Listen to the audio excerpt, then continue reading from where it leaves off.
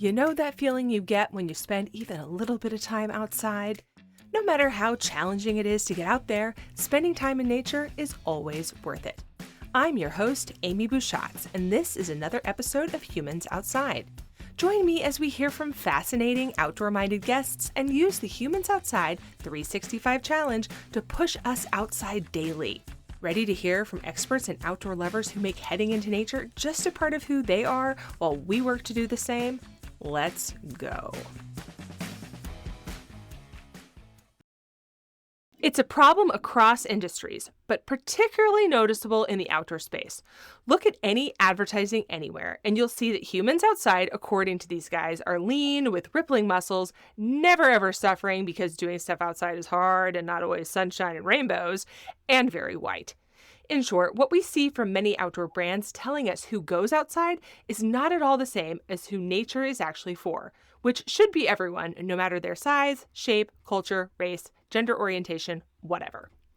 Of course, there's a lot of reasons for this laid down across time and history. It has to do with the marketing industry. It has to do with racism through which Black bodies were systematically excluded from accessing public outdoor spaces, including parks, pools, foraging, and more, things that today we proudly proclaim as for everyone. And when you don't see people like you outside because of these things, you might think that people like you don't do stuff like that these outdoor people are not your people, that you don't belong. Outside is for everyone. And today we're going to talk to someone who's working to change the representation gap through a pair of acts, going outside herself and then sharing it on social media. Brandi Small is a Black woman based in Los Angeles who is passionate about hiking, camping, spending out time outside, and encouraging everyone to get outdoors. Her goal on social media, where she posts photos and videos of her life outside, is to share positive representation in outdoor spaces. Today, Brandi and I are going to talk about her life outside, the challenges of sharing that representation, and the simple things every human can do to keep that positive message going. Brandi, welcome to Humans Outside. Thank you. I'm excited.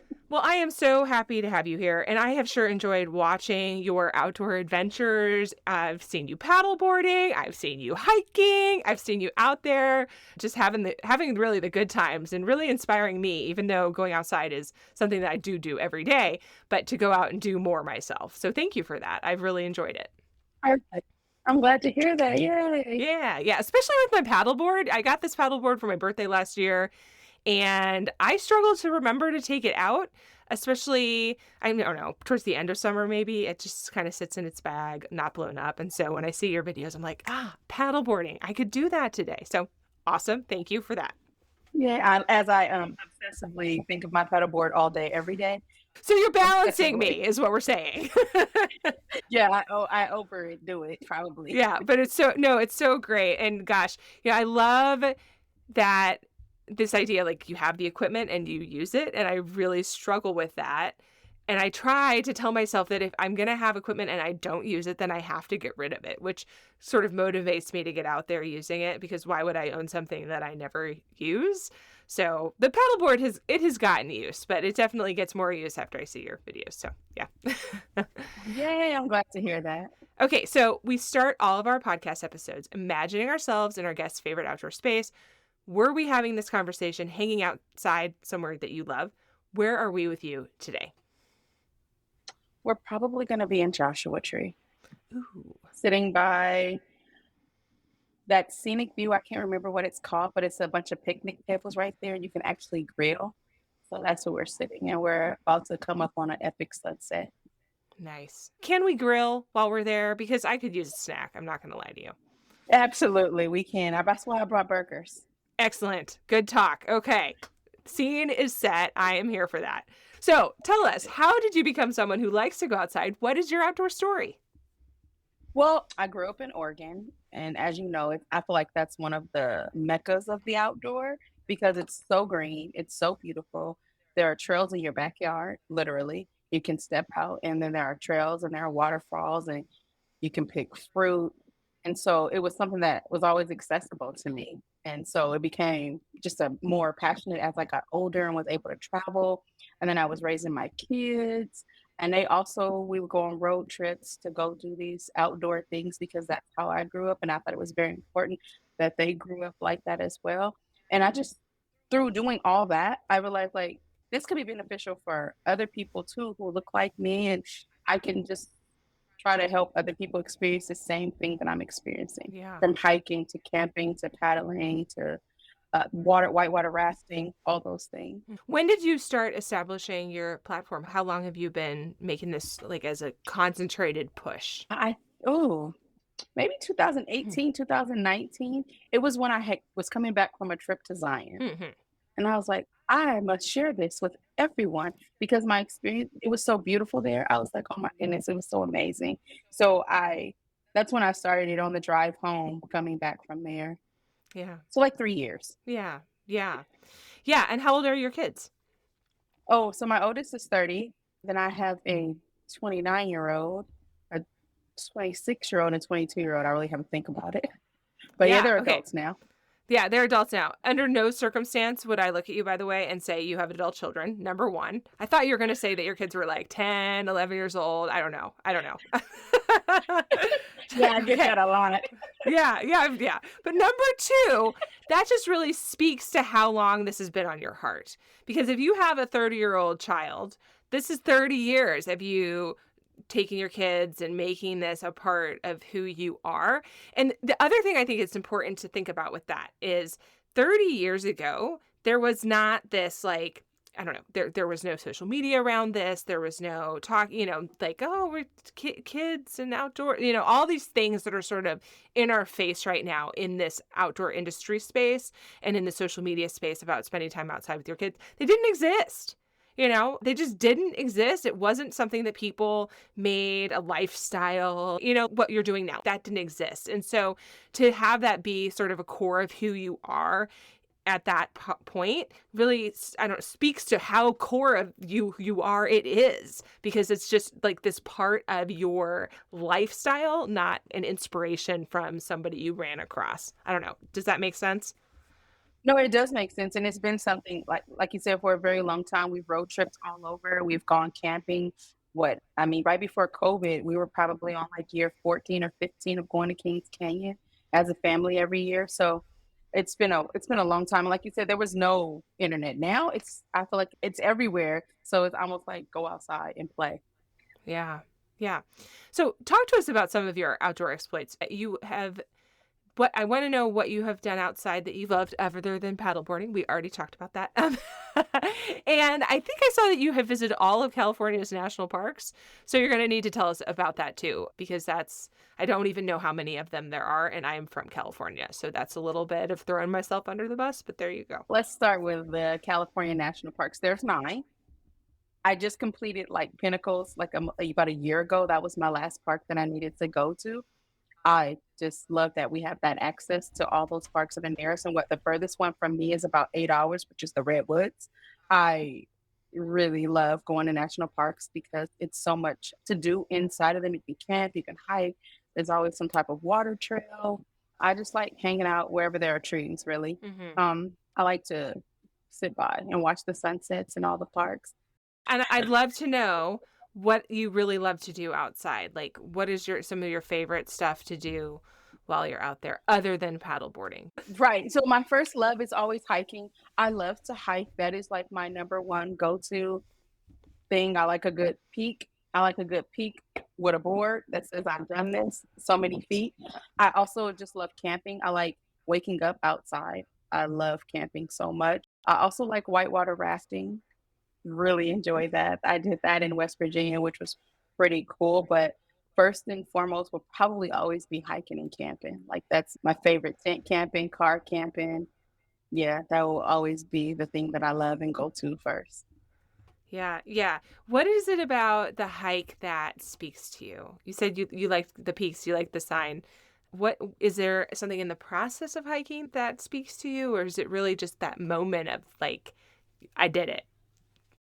It's more like it's a buildup. I'm like a child. Every time I plan to go on a hike and I'm gonna get ready at 4:30 in the morning to go watch to try to get to the top by the time the sunrise come. It's the whole thing for me. It's the preparing to go, it's the getting there, it's the lacing up my boots, it's taking the time to really enjoy the solitude. I love when the trail wakes up, like when you start hearing the birds Mm. and you start seeing air and I love to be there when it wakes up. It just really excites me. And I always feel like every hike I go on is like the first hike I've ever been on. I'm still that excited about hiking, and I still love it that much. So it's the whole process of everything. It's watching the sun come up, it's watching the clouds move. It's just every single thing, and it's saying good morning to people on the trail. That's also like one of my highlights. Like good morning, and I don't know, I Yeah. love it. Yeah. Yeah. That's so. Oh, I love that visualization of that because that is, I think, very, I don't know, as you wait, it's almost as if when you watch the trail wake up, you yourself are waking up to the world around you and to this, just this almost, I like to describe it as soul food. Like it just feeds me. Yes, and it's like I have anxiety, so it really is such a calming effect for me too. I feel like once I've done a hike, I can tackle the next couple days Mm. because I feel so relaxed and I feel so connected to like the ground underneath me and I feel very like solid as it were. And I just love that about it. And I try to get out there as much as possible. Yeah. Yeah, that connectedness, I'm not to go back to the waking up, but I think that's a part of that too, right? That Hmm. when you're outside, you're sort of a part of this bigger thing and you're witnessing it and it's impacting you and you're just sort of all like you're everybody's there together and for better or for worse. And so when the weather's bad, you're in it, you're there together. When the weather's great, you're in it, you're there together. And it's this moment of sort of becoming at the same time as everything else. It's just like you said connected to the ground. It's very grounding is how I feel. It's very, yeah, I totally agree. It's very grounding. I feel, I don't know, sometimes I go in, I have like some anxiety that's built up with all the anticipation, but once I leave, I feel like that was the best hike of my life, and it feels like it was the first time. Like I've been Mhm. on a hike ever. Yeah. Like that experience has never gotten old to me. Yeah. Yeah. Yeah. And you mentioned whitewater rafting. So I had the opportunity to go whitewater rafting up here in Alaska this summer on some very big water. And it was crazy and so cold. But man, what a rush. And I feel that, like that's not something I've spent a lot of time doing, but wow, how fun was that? It was so amazing, and we were with like a random group of people who also had never done it, but then it was like a couple people who did, and it was just amazing. And the water is so cold, so you try your best to listen to the directions that are being given, so you don't flip out when you're going down. I think we were doing like level 4. I think we even did 1 or 2 level 5s. So it was just Hmm. an amazing experience. I loved it. In New River Gorge, awesome. Yeah. That's Yeah. where we Yeah. did I that. was Yeah, it's like, beautiful. so help me God, I am not getting out of this boat. Like, if it is the last thing I I do, was I am in hopping this on boat. like, and I'm like, everybody Yeah, pay attention, listen to the directions. And so that's right. we didn't flip out. So we did good. Yeah, yeah. At this particular river, the very first thing that the guides did was had us all swim 200 meters down the river because it is so common to get flipped out that I was like, so you're like already, I mean, the water's like 36 degrees. So you're already wet and cold by the time the trip starts because we have dry suits on, but they're more like damp suits, if I'm being honest. Like, yeah. So I was like, I don't know Yeah. who's drying this, but it is not me. And so, yeah. And so I was like, I am 1000% not getting out of this boat again. So if you, until we are all done. Exactly. And it's like it doesn't matter when you go, it's cold. Yeah. Summer, it doesn't matter. It's the water's just freezing. Yeah. So yeah, I felt that. I didn't want to get dumped out. No, but at the same time, you're like in the water. You're having the rush of being there and moving with it. And I don't know, that just really speaks to you and like feeling that power, right? It's kind of like being at the ocean. You feel this connectiveness to this thing that is so powerful. And there you are just being a part of it. I don't know how else to explain that. It's, yeah. Like that's perfect because it's so massive and it's so big and it's like you're just this little tiny taking up this little tiny space in this big thing. Yeah. And it's like, yeah, it was amazing. I loved it. With winter way closer than most of us really want, I'm working to remember all the things I actually like about it. At the top of the list, skiing and other snow sports. But first, before I bust out my winter clothes and start waxing my skis and sharpening the blades on my ice skates, I'm getting ready in a different way, working on my strength and balance game. That's because winter is straight up more fun when you feel strong and healthy. Also, maybe it will help me not completely bite it quite so often. Ski Babes is a program created for exactly this reason. With at-home workouts 3 times weekly led by mental health-informed fitness trainer Sarah Histan, Ski Babes is designed to meet you wherever you are and get you ready for all the winter fun ahead. And because there are so many ways to modify it, it can be done at your fitness level, wherever you are right now. Ski Babes has multiple 6-week sessions over the winter season, and you can take as many as you want. The first one starts October 9th, but it's never too late to sign up for the next winter session at skibabes.com. Better yet, because you're a Humans Outside podcast fan, you can get $20 off your session by using coupon code HUMANS. Don't wait to sign up. Visit skibabes.com today, use coupon code HUMANS for $20 off, and get ready to get strong and healthy. That's skibabes.com and coupon code HUMANS for $20 off. Okay, back to the show. Okay, so today we're going to talk about your passion point, which is positive representation in outdoor spaces. As you started spending time outside in your life with your children, did you see hiking, camping as something welcoming to someone who looks like you, even though it was something you had grown up around and doing? But did that feel like a welcoming space as you were in it? Yeah, because growing up in Oregon, absolutely, I really felt like it was a space that I belonged in because, like I said, it's in my backyard. Right. So it's my backyard, and I'm welcome there to go on the trails and hike. And, I did not see people who look like me often Mm-hmm. doing that. So I guess maybe when I was younger, I really didn't think about it as much as I see the impact that it is now, Yeah. on how impactful it is on us now, like making this space available for everyone. But I, I did feel like it was welcome when I was younger because it's was my backyard. And so, Yeah. yeah, I thought it was, yeah, yeah. And so, but I didn't see people who look like me and now it's like, I don't see, I don't see brands that are for outdoor people who look like me, Mm. or finding plus size gear is also Yeah. can be a challenge. And so, Yeah. Because, for people who haven't followed your account, you are not just a Black woman, you're also a plus size Black woman, a bigger body Black woman. yes, Yeah. And yes, exactly. And so sometimes it's not so welcoming in that regard when I'm in outdoor spaces. yeah. Do you feel like it's become, you said you never questioned that because it was in your backyard. Do you feel like it's become less welcoming over time? Is that what your experience is? Yeah, I think I realize it more now that it's less welcoming from when you're like a kid and a teenager. You understand it now as an adult better. And because, like, a lot of the times when I go to like national parks, I'm met with the attitude of like, they're expecting me not to know how to be in this space and to be disrespectful to this space. Like, some of the park rangers will like remind me about quiet time even before they say hello. Like, sometimes when we drive up, they're like, quiet time is this time, or they're like, I know this is your first time here, so let me tell you how it works. So, park rangers, yeah, I was like, well, that can really put a damper on your 4 days that you're going to be spending here, assuming that I've never been in this space, and you need to kind of micromanage how we're going to act because we're not going to act Yeah. appropriate Yeah. in this space. Yeah. What do you say to that when they say that? What is your response to that?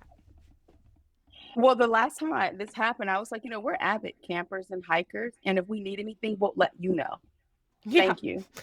That's about it. Because it's kind of like, if we Yeah. need something, we'll ask. We're avid hikers and camper, and so like, I don't really need your assistance right now. Oh, and I remember one time he told me like, you can't park. Make sure your car is not touching the part that says like protected, in how it says rehab. Like, that's self-explanatory. I also can read.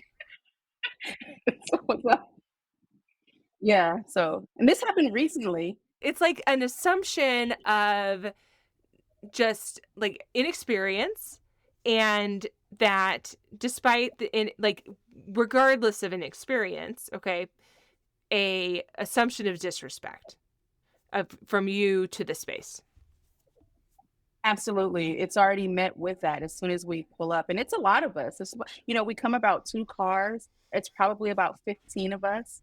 And this is what we do every summer. My children are very experienced campers and hikers, and they know what to do. So when you're met with that immediately, not like literally not even a greeting, not even a hello, hey, Heidi ho, campers, nothing, just straight Yeah. into like your music can't be loud. And I'm like, we're not even unpacked. We just literally pulled up. So yeah, Yeah. it's the assumption that we're not going to respect the space that we're in and we've never been here. So they have to tell us how we're supposed to act in this space that's really not for us. Mhm. But since you're here, let me tell you how to be. Yeah. Yeah, and it's not gonna shock you at all when I tell you that's never happened to me, you know?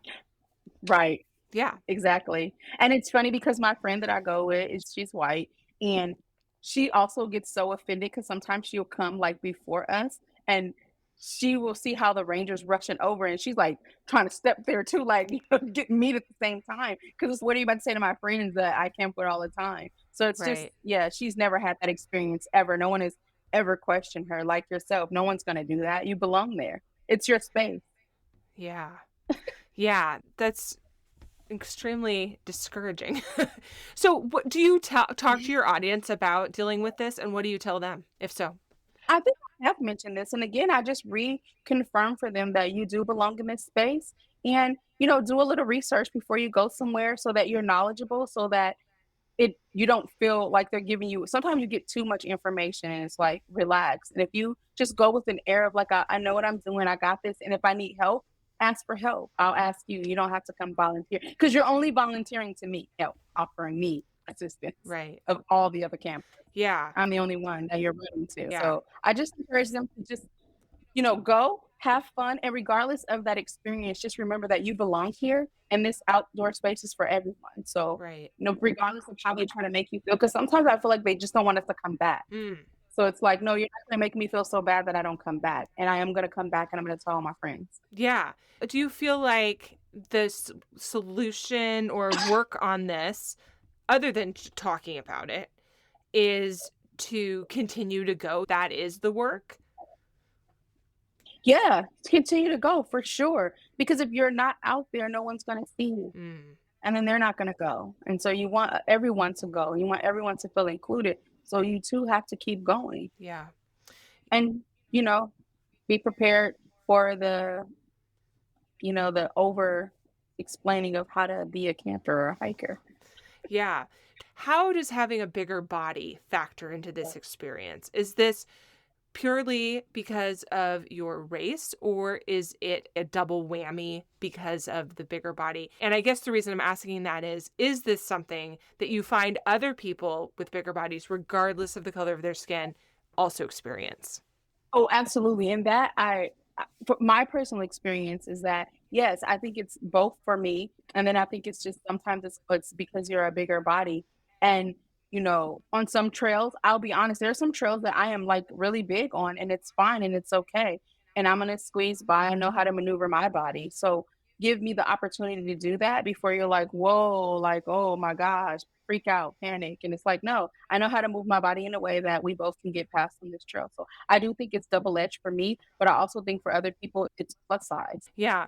And the reason, I mean, the panic there is that somebody might look and you think, oh, that make a lot of assumptions about your abilities based off the size of your body. Right. And a lot of people think when you're hiking, it's for health reasons and Mm. not like just because it's for a lifestyle. Like I'm doing this because I love it and I enjoy it. And I'm not out here to lose weight or anything like that. Cause I've had people clap at me and it's the most frustrating thing ever. Like they're like clapping because I'm almost to the top. And I'm just like I always reply like, astonished. My mouth is, people can't see my mouth hanging open and all of like the faces I'm making right now. I am I don't even have words. I am astonished. yeah, like they're clapping, and I'm like, and I always say, are you clapping for everyone or just me? Because we're all on this trail. If it's 7 miles, it's 7 miles. I don't need an applause, but they think like I'm out here trying to lose weight and they're encouraging me. But yeah, it's not encouraging actually. A good, simple good morning, you're gonna enjoy the top is enough. Like, Yeah. you know what I mean? That's enough. But yeah, this just recently happened too at another trail. And I was like, I don't need an applause. Out here hiking like you. I don't even know what to say right now. Let's have a They standing would just be like, ovation you for made all of it. us. You know? Yeah, they would be like, "Oh, you made it, great." But me, it's more like, "Oh, you Yeah. made it. Yeah. You're making it. You're pushing through." Mhm. I'm like, "We're all out of breath. Yeah. It's a hike." The takeaway should be like, we're all out here on the trail trying to enjoy a view and clap for everyone. Don't just clap for me because you think I'm out here for health reasons and I'm doing it. It's a lifestyle. It's what I actually do a lot. Yeah. So yeah, Yeah. So when you talk about, this is how what you've experienced in real life, like on the trail in person. Social media is a whole different ball game when it comes to people feeling like they can have something to say about what you're doing. So I'm wondering, when you share this representation on social media, which you said is something that you really enjoy doing and feel like is a real calling, do you find barriers or pushback there? Like, are people mean on social media about this? actually, no. They're so supportive on social media. And yeah, it's just such a great community. I appreciate the community that follows me. They're very encouraging. And I'm also encouraging to them because a few people have started paddleboarding and doing other things, and people are just going outside to play. So, like, it's been really great to be in that space where I'm learning and I'm able to help someone else because, people ask me things. And so I'm able to direct them in a certain way, just for like even clothing, where did you get those pants or, those shoes? Like, how do those shoes work for you? And, because yeah, my online community has been amazing. I will say that it's better than in the real life on the Yeah. trail. Yeah. Do you get those questions on the trail? Like, do you see other people out there who are bigger bodied, who are looking for this kind of thing? And do you ever interact on the trail with people having those kinds of questions? You know what? Actually, no, I haven't been on the trail. One time I was on a group hike and we exchanged information on some windbreakers. But like that's it, Yeah. not really. I really don't see a lot of people like on the trails that I'm on that look like me, Hmm. that are plus size. I don't really see a lot of people on the trail like that. Yeah. Is it the clapping that's keeping plus size men and women from the trail? Like that attitude?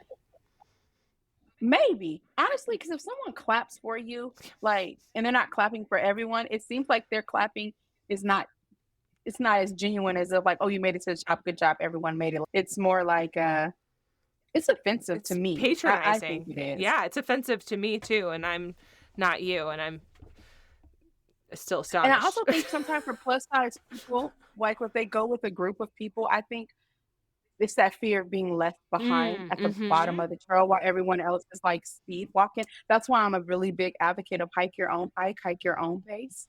Because we're all gonna do 7 miles. If it takes you 2 hours or it takes somebody else an hour, we're all gonna get there. We're all gonna, and our experience on the trail will be different because of how we internalize it and what we need at that moment while we're on the trail. But we're all gonna get there. So I Yeah. always tell everybody, do your own hike, like, and then try to pick people that aren't going to leave you if you don't want to be left. Right. Try to get with people who want to go the same pace as you do. And if you end up in a group that's really fast or something like that, again, it's your hike. Take your time and enjoy it. Yeah.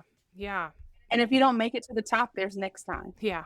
Yeah. And Yeah. I think that's a really good advice for everybody, whether they are bigger bodied or not. That you can't go out there Yeah. and do something on somebody else's schedule because it will not be enjoyable. The friends I hike and run with we do that because we're the same pace, and I know that we're all going to get there at about the same amount of time. And if one of us is having a bad day, we all slow down for that person because there it goes the other way too, or Yeah. more often than not, what is said is, Amy, eat a snack. Like, I am the problem. I'll be honest. Like, yeah, my No, low, it's important. yeah, my low blood Yeah. sugar is the problem. In fact, I had a race this morning, a running race, trail race. Okay. And I was going my Uh-huh. own pace, and that resulted in me running this trail race by myself. And that was okay. And I knew my attitude started to go downhill. At some point, I started getting really angry at something that was stupid. Like I wasn't actually angry at it. But I've done this enough that I have the presence of mind to be like, you know what you need right now? A snack. a snack. So you get a little hangry, blood sugar starts Mm-hmm. dropping. Yep. Yeah, no, Yeah. I get that. Yeah. I get that. And that maybe you needed that alone time too. Yeah, maybe I did. Maybe I did. Towards the end Maybe. there, I was listening to a sad podcast that ended up being sad, and I don't recommend that. But yes. Right. Yeah. Yeah. But, to your point, if you can find community with people who are your pace and have your goals, whether they look like you or not, you will find a way to be supported and have people who are cheering for you at the top because they love you, not because they're patronizing. Exactly. Yeah. Exactly. Yeah. Yeah. Yeah. No, no, find your people. I think it's so important to like find your community that's going to be supportive of like what you're doing, Yeah. who are going to equally go out and enjoy it. Like me, I don't mind being left by the speed hikers. Not at all. It gives me more time to reflect, catch my breath when I need to, Yeah. and keep it pushing. I'll see you at the top. Yeah. Yeah. Absolutely. Absolutely. So, can you give us a couple of ways, if you wouldn't mind, for anyone, regardless of body shape, skin color, whatever, what folks can do to help with this representation outside, to help address some of these attitudes that you've seen and help spread your message that this is for everyone, regardless of who they are, where they come from, how they look? What can folks do? Okay, so let's say number one, go outside. Mm, Go out scared, go out unsure, go out with a little bit of information. Just get outside. Like, just go play outside as often as you can. Two, invite your friends to try new things with you because you'll be amazed at who's willing to go out and just try something new. And then, maybe the first thing doesn't catch, maybe the second thing does. Three, let's see, follow an outdoorsy person on social media that does not look like you mm-hmm. because you can learn something new Yeah. and you can be helpful to someone else. And if you're like connected to a brand or a platform or you have some type of say in representation, push for variety. Be intentional when given opportunities of people of every shape and every color. And just be intentional if have the opportunity to be connected with a brand or a platform or something like that. Yeah. I Yeah. think that's it. Yeah, I love them because those are such simple things that people may or may not do, but they don't do through the lens of this, you know? Hmm. And some of this is just taking that little bit of an extra step to question what's going on, to say, who else can I invite on this? What can we do that's new today? Who else can I follow? It's just like this tiny little step outside of your normal everyday bubble to increase the bubble to be everybody. Yeah, it's just follow somebody that don't look like you. Get outside. Do it scared. I mean, that's my whole thing. I always tell my little nieces, like, do it afraid. You still have to try it. Like, you have to try it at least once. Yeah. Just get on a trail. Pick a trail close to your house, or pick a paddleboarding lake. Pick something close to you that's Yeah. easy to do the first time around. Yeah. Yeah. And like you said, if it's not for you, you don't have to do it again, you know? What could it hurt? Yeah. You can try it today and then say, like, this isn't for me. One of the best pieces of advice I hang on to, I had someone on this podcast in the very, very beginning in 2020, and she runs an organization that does sort of leadership training for women of color, but in an outdoors environment. And she suggested that, you don't have to like everything that you do outside. And if you do something once and you don't like it, there's no law that says you have to do it again. That's cool. So Yeah, exactly. Just to say you did it. You yeah. tried it. Yeah. Yeah, But when experience. when you try something new outside, it grows who you are and makes you better able to tackle new things all the time, which is what she was.